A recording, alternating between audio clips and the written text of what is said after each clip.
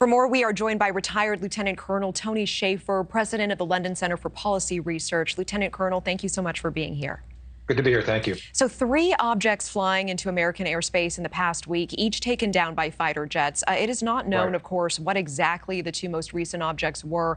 What is on your mind tonight, and what should the U.S. and now Canadian governments be looking for? Yeah, I think we have to be on alert because these things are apparently, from my sources, the Pentagon, are drones. They're very small. They're hard to detect. You only see them when they're up high, 40,000 feet or so. And my sources are telling me these are not the only events.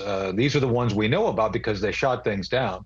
There's been similar events down near the Mexican border, which did not require an air response by the fact they didn't come close enough to get into U.S. airspace, and also near Hawaii, where there's been similar observations. But again, because these things were in international waters, over international waters, there was no direct or aggressive response. So I think there's a pattern here developing. So as you mentioned, there's been 3 downings within the past week. I know for a fact there's more sightings than the Pentagon's admitted to. I think this is a pattern that comes directly out of China. We don't know if it's China. My belief is this is China, simply following up its aggressive use of penetrating airspace that started last week. And last hour, we spoke with Jamil Jaffer from the National Security Institute about the thought process before shooting these things down. Let's take a listen quickly. Sure. Well, you do want to find out what they're doing and where they're going. You also want to ensure that these things aren't carrying some sort of a device or conducting some sort of intelligence collection activity that's problematic. And so, taking the shot, probably the right thing to do. And at another point in the interview, he was also speaking about the risk of potentially an explosive device even being in one of these objects. Even though the Yukon is sparsely populated, if there was any concern that there could be explosives in that object, is it the right move to shoot it down in the air? It is, and obviously some of this is dependent on altitude. One of the reasons they've used to take these things down, rightly so, I believe, is the potential interference with commercial airspace. I mean, while Canada and Alaska don't have a lot of aircraft, we do have aircraft flying around up there, and yeah, these things could potentially be in those air lanes that could cause hazards. So yeah, once you've identified it, I would hazard to say we're going to see some reconnaissance actual photos of these things from the engagements coming out soon. These aircraft we're sending are very sophisticated. They have what we call gun cameras on them, so we'll see what they saw.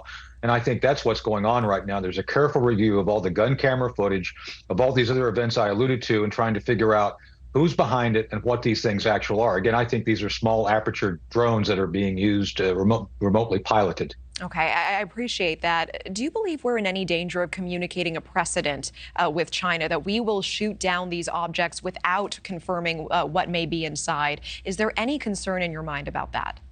This has been the policy since the beginning of the Cold War, especially in our North American airspace. That's why we have NORAD. NORAD is part of the Northern Command.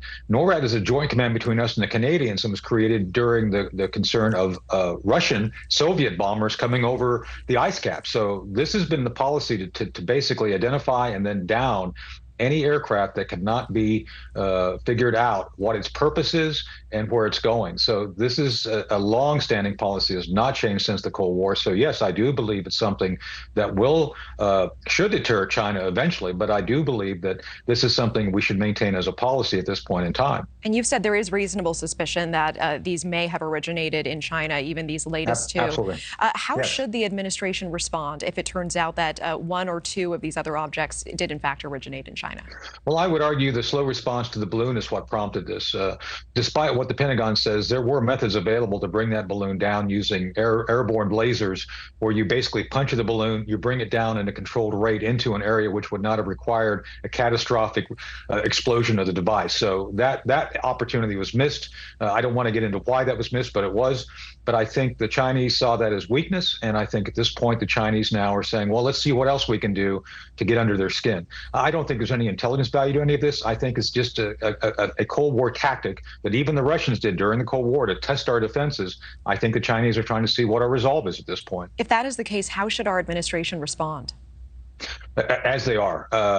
Look, I know Lloyd Austin. I worked for him in combat. He was a brigadier general back then.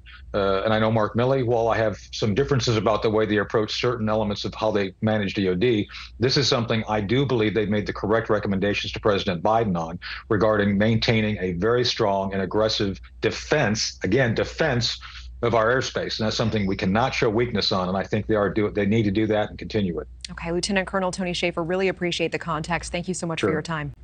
Thank you. Thank you for watching. Go to newsnationnow.com to find News Nation on your television provider. And don't forget to click the red subscribe button below to get more of News Nation's fact-driven, unbiased coverage.